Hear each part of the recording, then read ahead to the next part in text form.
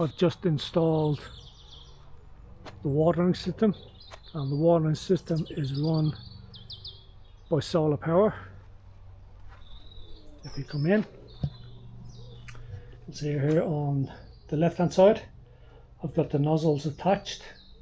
In the middle I've got the nozzles attached, and on the right side I have all the nozzles. So this is the basic setup. Don't mind the seedlings, they're way behind and they're a bit leggy. They'll be picked off very shortly. So this is how it works. Obviously, solar panel, it comes in, it goes into the solar charger here. I'm not quite sure if you can see that, but that's reading 3.9 volts in the battery. Goes into the controller, down these two wires into a leisure battery, which is a 12 volt. That's at the minute charging the battery, and then it comes out of here into a timer which is attached to the water pump. And hopefully, I haven't tested this yet, if we switch the on button, if I can remember how to, I think it was press manual. There we go. The pump is going. This is the water butt,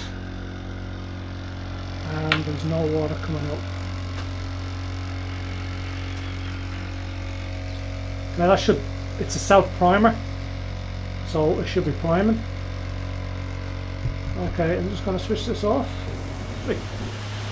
Okay, just as I switched it off, it was just priming itself.